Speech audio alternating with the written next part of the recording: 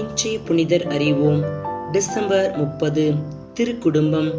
அன்புள்ள கணவன், பாசம் நிறைந்த மனைவி, கீழ்ப்படியும் பிள்ளைகள், இவைகள் மூன்றும் திருக்குடும்பத்தின் ஆணிவேர். குடும்பம் ஒரு கோவில். கணவனும் மனைவியும் அதில் தீபங்கள். அந்த தீபத்தின் ஒளிதான் பிள்ளைகள். திருக்குடும்பம் அன்பின் அடையாளம், ஒற்றுமையின் சின்னம். நல்ல கணவன், நம்பிக்கையுள்ள மனைவி, அன்பான பிள்ளைகள் கொண்ட குடும்பம் கடவுளின் கொடையாகும். பெற்றோர்களின் அன்பு உறவையும் பிள்ளைகளின் கடமைகளையும் பற்றி சீராக்கின் ஞானம் சிறப்பாக எடுத்துச் சொல்லுகிறது. தந்தை மதிக்க பெற்றால் அது பிள்ளைகளுக்கு பெருமை. தாய்க்கு இழிவு ஏற்பட்டால் அது பிள்ளைகளுக்கு சிறுமை. குழந்தாய், உன் தந்தையின் முதுமையில் அவருக்கு உதவு. அவரது வாழ்நாள் எல்லாம் அவர் உள்ளத்தை புண்படுத்தாதே. அவரது அறிவாற்றல் குறைந்தாலும் பொறுமையை கடைபிடி. நீ இளமை மிடுக்கில் இருப்பதால் அவரை இகழாதே. தந்தைக்கு காட்டும் பரிவு மறக்கப்படாது. அது உன் பாவங்களுக்கு கழுவாயாக விளங்கும். ஆம், குடும்பம் என்பது உறவினை அடித்தளமாக கொண்டது. ஓர் உறவில் எப்படி அன்பு இருக்க வேண்டுமோ அதேபோல் பரஸ்பர மரியாதையும் இருக்க வேண்டும். குடும்ப உறவில் ஏற்படும் தவறான புரிதலை தவிர்க்க குடும்பத்தில் உள்ள மற்ற உறுப்பினர்களின் உணர்வுகளை மதிக்க வேண்டும். அவர்களை நிறைகுறைகளோடு ஏற்றுக்கொள்ள வேண்டும். கணவனை அறியாமல் பிள்ளை பெற்ற மரியாள், மனைவிக்காகவும் மகனுக்காகவும் கடுமையாக உழைத்த யோசேப்பு, சமுதாய நலனுக்காக குடும்ப கூட்டை விட்டு பறந்து சென்று அனைவரையும் நேசித்த இயேசு, இவ்வாறு கடமைகளை நிறைவு செய்து இன்பத்திலும் துன்பத்திலும் இணைந்து செயல்பட்டு மகிழ்வை தாங்கி நின்ற திருக்குடும்பம் நம்மை இன்று சிந்திக்க அழைக்கிறது. தூய யோசேப்பு, தூய கன்னி மரியா, இறைமகன் இயேசு கிறிஸ்து நம் குடும்ப வாழ்வுக்கு முன்னோடிகளாக இருக்கிறார்கள். விசுவாசத்திலும் பக்தியிலும் சிறந்த இந்த திருக்குடும்பம் நமது குடும்ப வாழ்வுக்கு வழிகாட்டிகள். திருத்தூதர் பவுல் கூறுவார், பிள்ளைகளே, ஆண்டவருக்குள் பெற்றோருக்கு கீழ்ப்படியுங்கள். பெற்றோர்களே, உங்கள் பிள்ளைகளுக்கு சினமூட்டாதீர்கள்.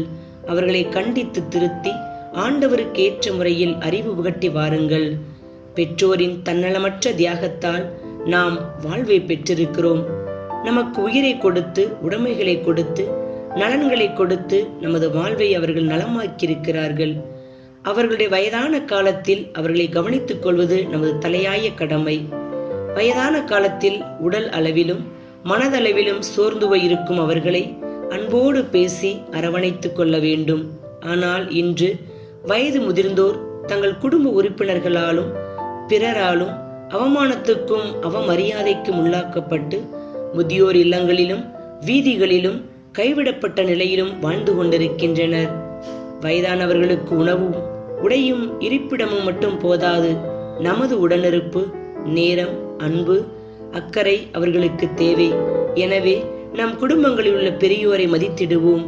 அவர்களை அனாதைகளாக விட்டுவிடாது பாதுகாப்போம். கையை தொட்டிலாக்கி, இரத்தத்தை பாலாக்கி, கண்களை கண்ணீராக்கக்கூடியவள்தான் தாய். எனக்கு எதிர்ப்புகள் வரும் பொழுது நான் தஞ்சம் புகுவது என் மனைவியின் மடிதான் என்று சொல்லும் கணவன். உங்கள் கடின உழைப்புக்கு உறுதுணையாக இருப்போம் என சொல்லும் பிள்ளைகள். இவை மூன்றும் குடும்பத்தின் அடித்தளமாகும். குடும்ப வாழ்வில் தேவையில்லாத சந்தேகம், சரியாக புரிந்து கொள்ளாத மனநிலை இருந்தால் மகிழ்ச்சி என்பது மறைந்து போகும். அதிகாரமும் தன்னலப்போக்கும் தலைதூக்கும் போது குடும்பம் சீர்குலைகிறது. குடும்ப உறவுகளில் புரிந்து கொள்ளுதல், விட்டு கொடுத்தல், ஏற்றுக்கொள்ளுதல் இல்லாத போது திருமண வாழ்வில் பிளவுகளும் பிரிவுகளும் வெறுப்பும் கோபமும் எரிச்சலும் அதிகரித்து விவாகரத்து கேட்டு நீதிமன்றங்களில் நிலைகுலைந்து நிற்கின்ற குடும்பங்களின் எண்ணிக்கை அளவிட முடியாது. எல்லா உறவுகளின் அடித்தளமும் நம்பிக்கையின் அடிப்படையில் கட்டமைக்கப்பட்டுள்ளது.